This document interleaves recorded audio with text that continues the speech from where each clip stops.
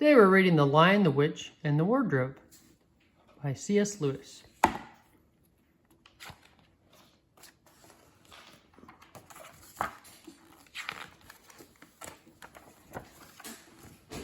Once there was, and probably still is, a magic wardrobe. It was made from the wood of a magic apple tree, and you could, if you would, climb through the back to another world, to a magical land called Narnia. But now that world was ruled by an icy white witch, whose wand could turn you to stone, and whose power could be broken, only with the help of 4 children. And of course, right there on this side of the wardrobe were 4 children. Peter, Susan, Edmund, and Lucy, all of them looking for adventure. Lucy was the youngest, most longing, and was the first to push past the fur coats and find herself in a snowy wood under a street lamp where the witch's wickedness had made it always winter and never Christmas. Imagine that, came a voice. It was Mr. Tumnus, a fawn. He was working for the witch, even though he knew it was wrong. Good evening, he said, staring hard at Lucy. You are a human child, are you not? Don't put your head on top of it, Ambrose. Come through the Wild West woods. No, said Lucy, through the wardrobe in the spare room. Wardrobe? Spare room? Never heard of them, said Mr. Tumnus, but someone like you is expected, and a toasty tea awaits you. Turn the page, Ambrose. After tea, to Lucy's surprise, Mr. Tumnus began to weep so hard that there were puddles all over the floor. Lucy had often wanted to cry like that herself and was most sympathetic, which made Mr. Tumnus blurt out the truth. I'm supposed to hand you over to her wicked white majesty, but now that I've met you, I can't. I won't, even though I'll be turned to stone if I don't. Lucy promised she wouldn't let that happen. After all, she said, a witch is only a witch until somebody stands up to her in the right way. So I'll get my brothers and sister, and that's what we'll do. But before Lucy could persuade Peter and Susan that there was a wicked white witch, through the wardrobe, Edmund secretly slipped through to see for himself and bumped straight into her, that is, the wicked white witch. At once the witch saw that he was just the kind of boy she could win over with a box of her enchanted Turkish delight. And there'd be lots more, rooms full of it, she tempted him, if you'll only bring your brothers and your sister to my house. I will, said Edmund, stuffing and gobbling without stopping to think what might happen to them if he did. Then I'll make you king, that beautiful wickeder than wicked witch smiled.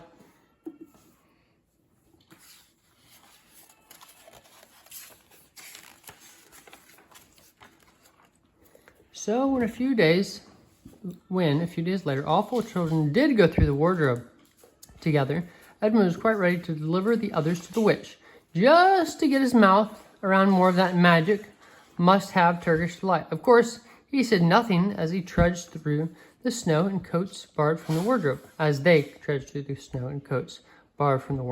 He said nothing when they found Mr. Tumnus's cave ransacked. He said not a word when a talking beaver told them Mr. Tumnus had been dragged away by the witch's secret wolf police. Lucy, on the other hand, was furious. Well, that does it, she cried. I'm not leaving until the witch has had her wand smashed and her wickedness stamped on. Mr. Beaver was thrilled to hear Lucy talk like this and hurried them back to his house for what to do about the witch meeting.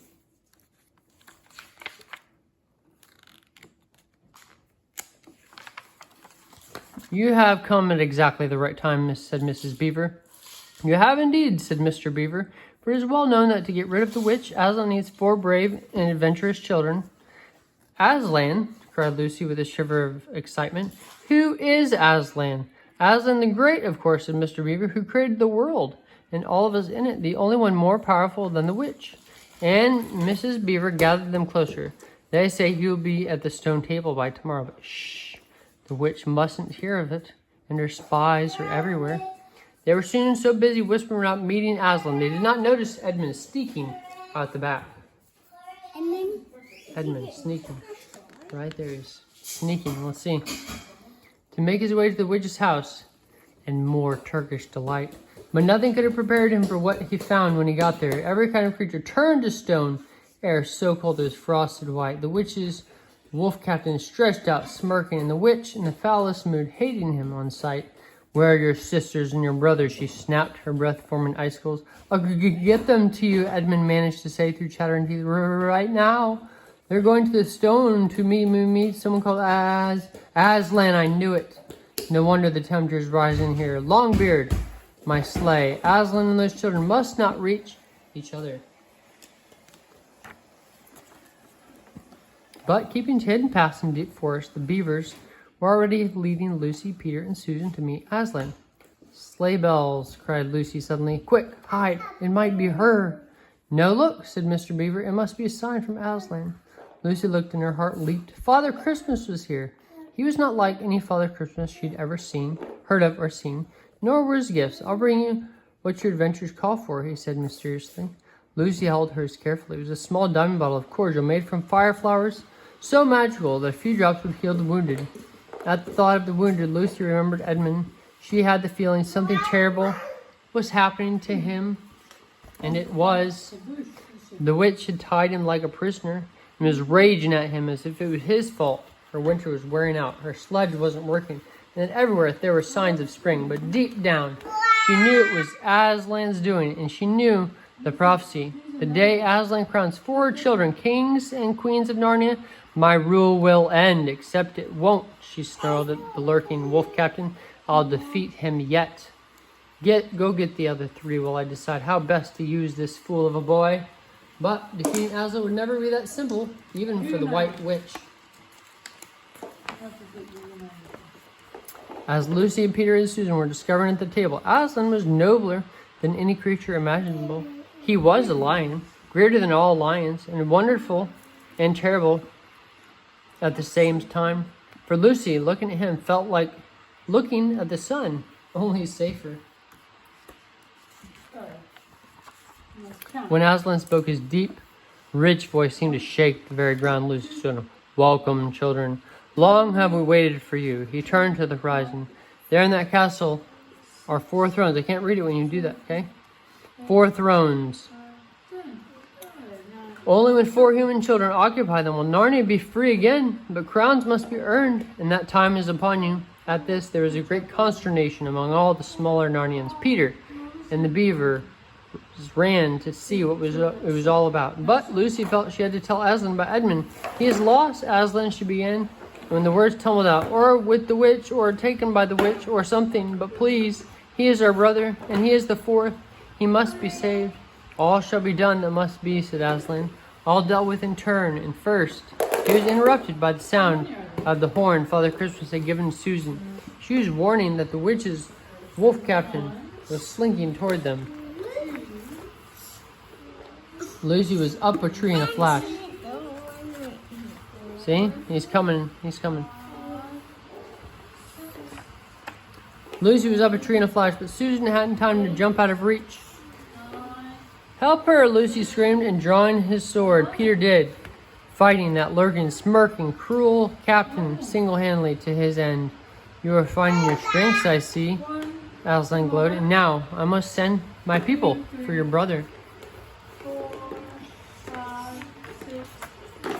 True to Aslan's promise, in the morning Edmund had been found. He was there, walking in the dewy grass and talking with the lion. Lucy thought her brother looked quite different, as if he was beginning to trust himself again.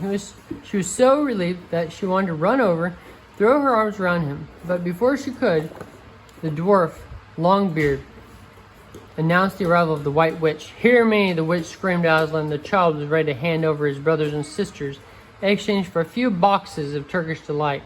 "He is a traitor and cannot be rescued, for the law says that traitors are mine. Give him back to me now." When she had finished, Aslan sent Peter to prepare an army of good Narnians. Then he quietly offered his own life to save Edmund's. The witch couldn't believe her luck. "Forget Edmund," she whispered to her dwarf and her hags. "Forget the children. Now I can kill the great Aslan, power of all good, without breath or roar, and rule forever. Tie him to the table with 1,000 ropes." But as soon as Aslan was dead and the witch left, an army of mice arrived and began to nibble through the ropes. Lucy, Susan, who had been hidden, were heartbroken. They wanted to run and tell Peter, but before they could, there came a thunderous crack. The stone table had split in two, and Aslan was free. "Aslan, you're alive!" Lucy cried, flinging herself onto him. "How did you do that?" "Through magic deeper than the witch will ever know," said Aslan. "And now, children, there is much to do. But first we shall enjoy a romp through the spring as no one ever has, except in Narnia." And that is what they did.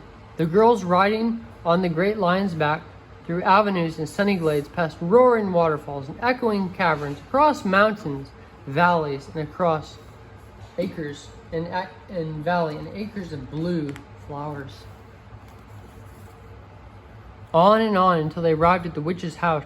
She was away, of course, but high walls and locked gates did not bother Aslan. "Hold on," he roared, and leaped and landed in the courtyard among statues of all the creatures that the witch had turned to stone. "Mr. Tumnus!" cried Lucy. "Oh, Aslan, I promised him I wouldn't let this happen." "Then keep your promise through me," said Aslan as he began to breathe warm life into each of the cold statues. And once back in the land of the living, all of them were only too eager to join the battle against the witch and her horrible army of ogres giants, boggles and hags, ghouls and ghastlies of every sort. But as they came bounding up, they saw a stone statue of their side all over the battlefield. The witch and her wand were winning. Then suddenly Edmund stepped out to save the day. Instead of going for the witch directly, he brought his sword down on her wand, smashing it to pieces. "Fools, all of you," the witch screeched, turning on Peter. "I'll still find a way." Peter staggered back, and Aslan made his greatest leap yet, straight at the witch. And that was that. The White Witch is dead. Narnia is free. Long live Narnia! The cries went up, sending the last of the witch's army running for the faraway hills. As Edmund lay still on the ground, Lucy remembered her fireflower cordial and rushed to his side. "He's badly wounded," said Peter. "But without what he did, the witch would have won." "True," said Aslan. "Even I might be a statue. He has earned his place back among you. But Lucy, be quick. There are many wounded. Susan, help her while I get busy with all these statues." When every hurt in Narnia was healed and every stone statue was breathing again, Aslan solemnly crowned the children up at the castle: King Peter, Queen Susan, King Edmund, and Queen Lucy. Afterward there was music, feasting, and dancing. Aslan, glowing more golden than ever, was about to slip away, but before he did, Lucy found him. "We'd never ruled anywhere before," she said. "Now I am a bit afraid." "Don't be," said Aslan, "for I'll be with you, even when you do not see me. Besides, you are all brave and adventurous, and I've seen the love in your heart, Lucy, and it overflows."